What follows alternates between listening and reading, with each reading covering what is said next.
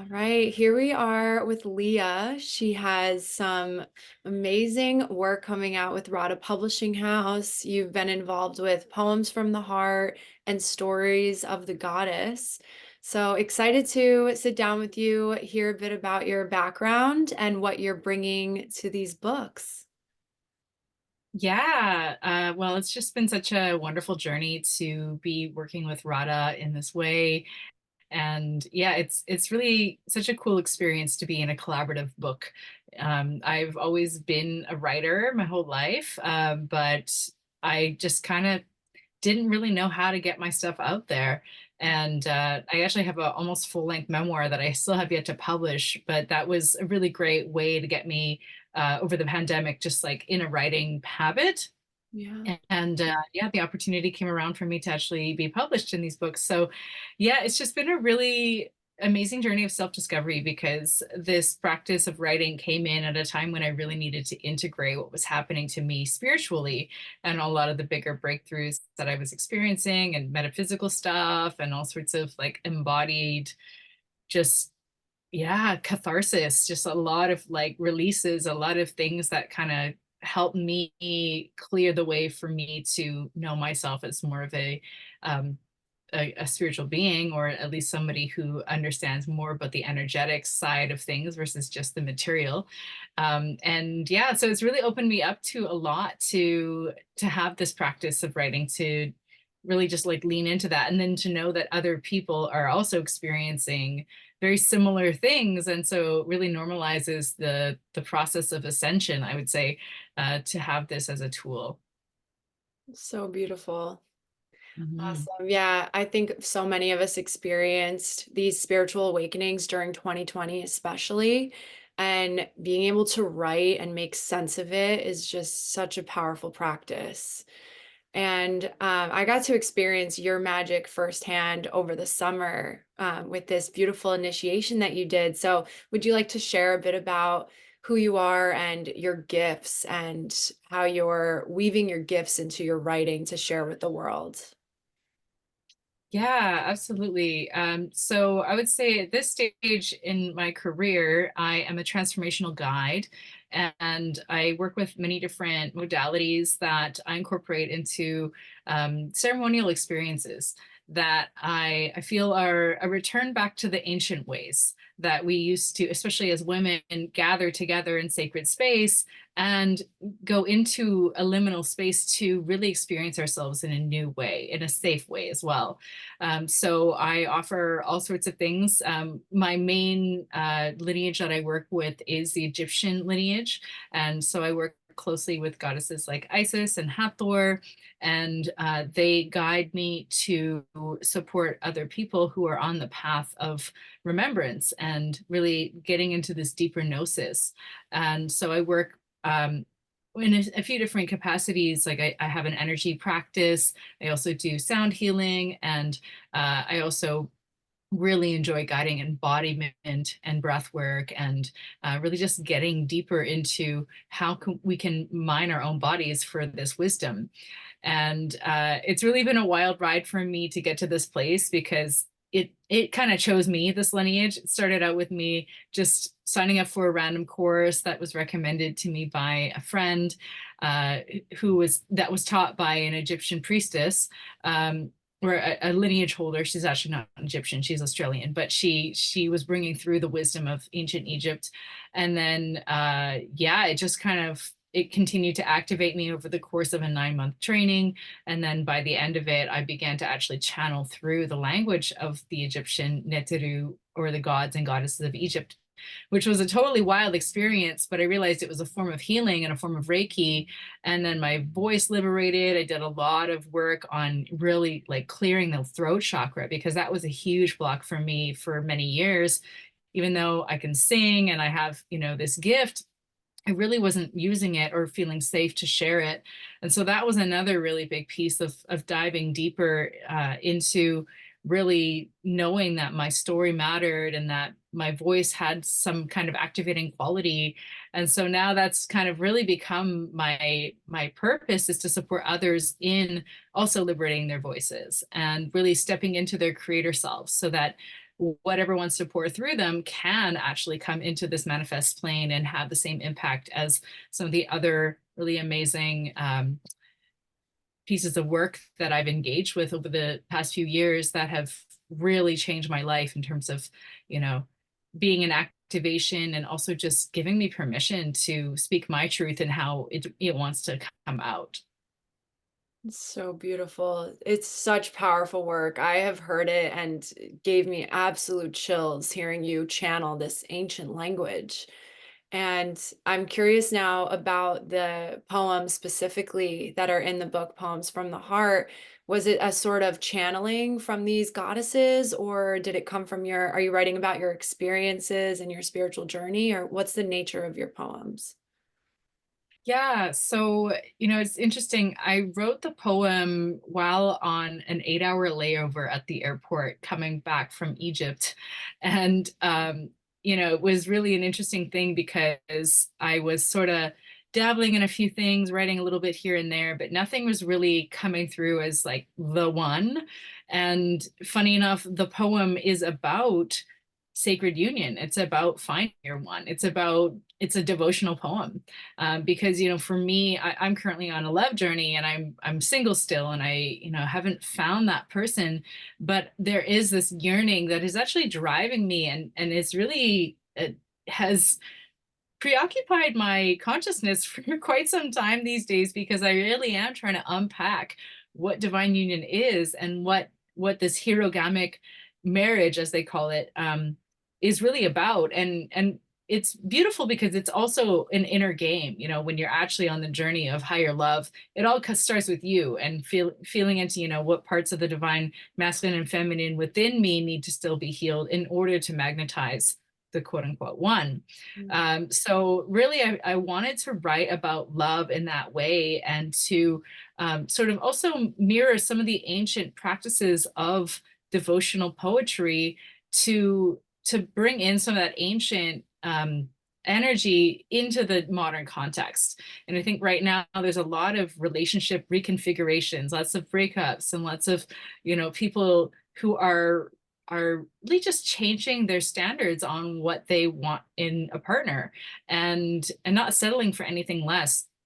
And I know a lot of my friends are also going through this process, so I felt like it would be really useful to offer something that would resonate at the level of, it's this kind of love that we are seeking. And it's really a divine love because from my personal experience, it has led me closer to the divine just being on this journey. And I've had to really tune in with my guides, and made me do really bold things. Like Isis, when I speak to her, she's just like, do this crazy thing, be brave, really be courageous, Yes. and heart led with this.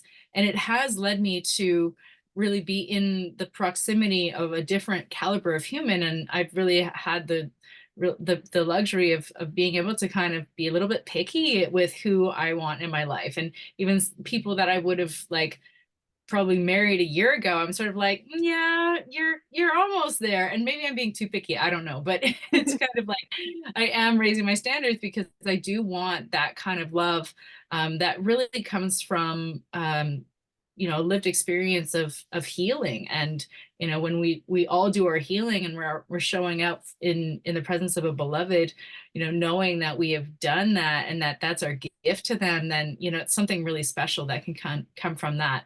And it really comes also, the last thing I'll say is like, I think it really is all about co-creation at the end of things. And at the end of the day, it's how can we co-create with this person, so that, what emerges from this union is really a beautiful divine child, whether it's a human child or even just more art. Yeah. That's my pinnacle that I'm aiming for. So yeah, that's what I'm seeing in this poem. Wow. Oh, this is so juicy. Such beautiful imagery you just painted. And you're right. So many of us are bringing this forth in our lives right now, like not settling. We know that this divine union is such a beautiful thing that we're meant to do on this earth is co-create. So excited. I can't wait to read your poem. And you also have worked with stories of the goddess. If you wanted to just mention some of the art that you put into that as well. Yeah, so in Stories of the Goddess, I wrote a shortened version of my memoir, and my memoir is called Super Kali, and it's all about the initiation I went through when I started my spiritual journey, which was with the goddess Kali, and she kind of burned down my life and tore everything down and threw it in the trash for a time there, and it was really like disorienting and jarring, and but once I actually began to see what was happening energetically, and then I began to go deeper into Kali as an archetype, it really illuminated so much for me to keep going and be okay with that death process and that dissolution process that I was going through, because I had ended an 11-year relationship and I sold my company, and who I was and my personal identity was just like completely reset, and I felt really lost during that time.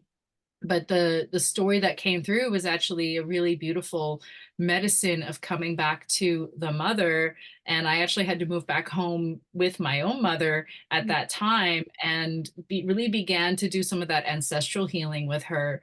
And I didn't even know what that was, but again, it was sort of just led to this experience of deepening my understanding of who I am through this beautiful mirroring with my mom, and how I was able to really forgive her for a lot of the things that she did in the past that had a negative impact on me. And bless her soul, like she's still on her own healing journey, but she grew up in a war zone, so there was a lot of trauma there.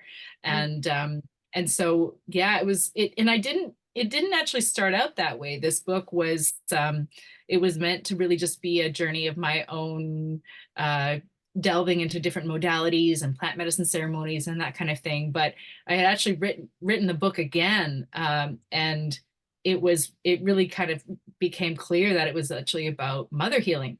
Mm-hmm. And so then when I brought in when the stories of the goddess opportunity came up, I just knew that I needed to really tell this story in a way. So I just kind of clipped a little bit of a section and rewrote everything so that it was its own standalone thing, but really bringing in some of the visual imagery of what it was like to come back home, uh, pretty much after almost being married. I never actually married my ex, but we just purchased a home, and showing up at my mother's doorstep being like, can I move in with you? And she's like yelling at me, being like, I'm supposed to have grandbabies by now, Oh my But it was goodness. just something that it was like one of those moments of, I really just need to be held by you. And yeah, and having Kali as sort of that more fierce mother really helped me understand what kind of energy my mom really was bringing in terms of her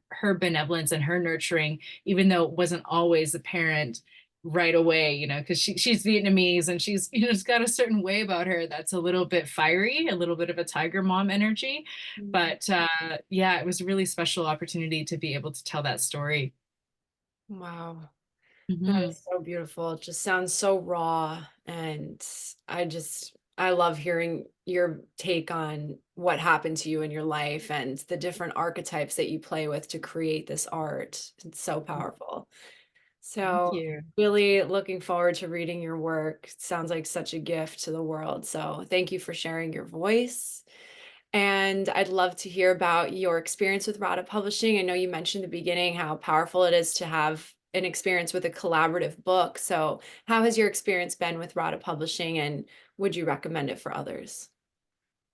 For sure, yeah. I mean, I know Rada personally, and she's just such a beautiful soul. Like her vision that she carries forward is really aligned to this new earth consciousness, which is the unity consciousness. We're not here to do it alone, we're here to do it together.